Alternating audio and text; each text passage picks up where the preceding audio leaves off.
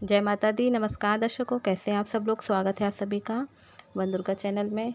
साल 2025 में सावन माह की पुतदा एकादशी का व्रत कब है, शुभ मुहूर्त पूजा विधि क्या होगी, पारण का क्या समय होगा और एकादशी व्रत के क्या नियम होंगे और इस दिन क्या खास उपाय करें, इन सभी की जानकारी दूंगी आपको इस वीडियो में। पर वीडियो को शुरू करने से पहले मैं सभी दर्शकों से कहना चाहूँगी, जो भी चैनल पर नए दर्शक आए हैं वे चैनल को सब्सक्राइब कर लें। वीडियो पसंद आती है तो वीडियो को लाइक करें, शेयर करें, कमेंट करें।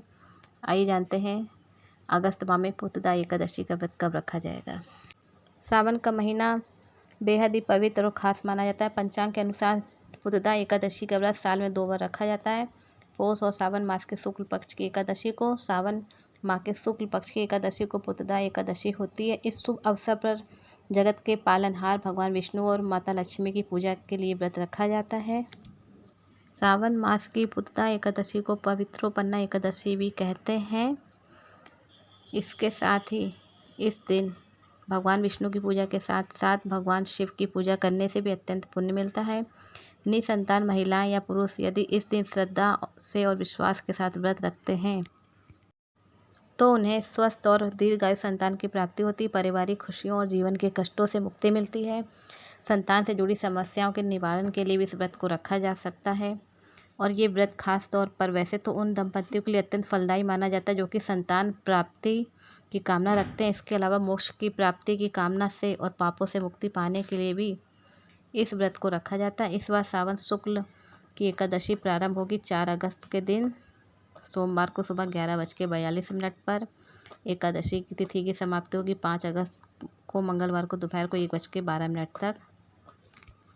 एकादशी शुभ मुहूर्त।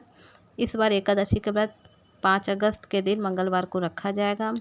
सभी ग्रस्त जन इस जुड़े हुए लोगों को भी इस दिन व्रत रखना होगा।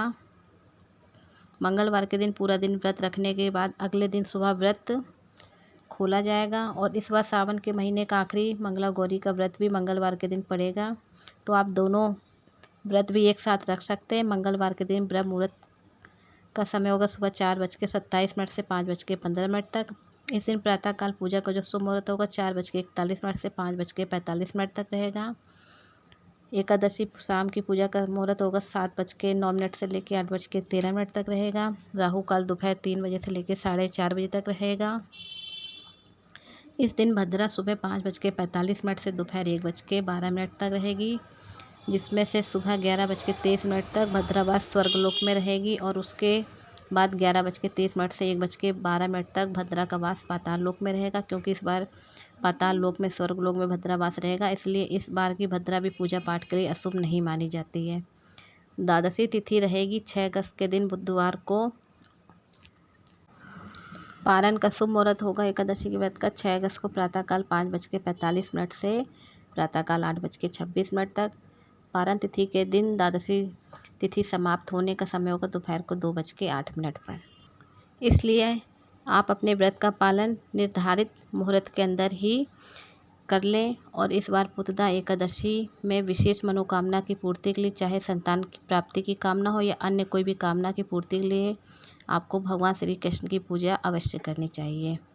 और इस दिन संतान से जुड़ी समस्याओं के निवारण के लिए भी, संतान सुख प्राप्त करने के लिए संतान गोपाल मंत्र का भी आपको जाप करना चाहिए। सावन पुतदा एकादशी पूजा विधि। एकादशी के दिन सूर्योदय से पूर्व उठकर स्नान कर लें और स्वच्छ वस्त्र धारण कर लें। हो सके तो पीला वस्त्र धारण करें इस दिन। अब पूजा स्थल में भगवान विष्णु और माँ लक्ष्मी और श्री कृष्ण के बाल स्वरूप की प्रतिमा स्थापित करके घी का दीपक जलाएं, धूप बत्ती जलाएं। पूजा में तुलसी, फल, फूल और तिल का प्रयोग करें। पीला चंदन भगवान श्री हरि विष्णु को लगाएं। इस दिन विष्णु सहस्त्रनाम पाठ करें और अपनी व्रत कथा का श्रवण करें, पढ़ें या सुने। द्वादशी के दिन पुनः भगवान विष्णु की पूजा करके अपने व्रत का पालन करना चाहिए। किसी ब्राह्मण को कुछ अन्न और दक्षिणा दे के अपने व्रत को खोलें। भगवान विष्णु को जो भी आपने प्रसाद चढ़ाया उसी के साथ अपना व्रत को खोलें। एकादशी के दिन क्या उपाय करें, आइए जानते हैं। सुख सौभाग्य में वृद्धि के लिए इस दिन एकादशी के दिन ज़रूरतमंद व्यक्ति को अन्न का, जल का, कपड़े, जूते, चप्पल आदि का दान करना चाहिए। संतान प्राप्ति की इच्छा रखने वाले दंपति को इस दिन संतान गोपाल मंत्र का जाप करना चाहिए। मंत्र इस प्रकार है: ओम देवकी सूत्र गोविंद वासुदेव जगतपते देहि मैं तनयम कृष्ण त्वाहम शरणम गता। इस मंत्र को तुलसी की माला से 5 माला जाप करना चाहिए। ये संतान प्राप्ति के लिए बहुत ही लाभदायक माना जाता है। दूसरा उपाय, संतान प्राप्ति की इच्छा रखने वालों के लिए को इस दिन भगवान श्री कृष्ण के लड्डू गोपाल जी को मासन मिश्री का भोग लगाएं, जिसमें तुलसी का पत्ता अवश्य रखें। और लड्डू गोपाल जी के लिए इस दिन आप नई पोशाक लाएं, उन्हें पहनाएं। और उसके अलावा आप उनके लिए कोई खिलौना लाएं, वो आप श्री कृष्ण भगवान को दें खेलने के लिए। इससे आपकी जो मनोकामना है वो पूरी होती है। सच्चे मन से आप प्रार्थना करें, अपनी मनोकामना भगवान से कहें। दर्शकों, वीडियो पसंद आई हो तो वीडियो को लाइक करें, चैनल को सब्सक्राइब कर लें ध्यान से, और वीडियो को शेयर करें और कमेंट में हरे कृष्णा लिखें।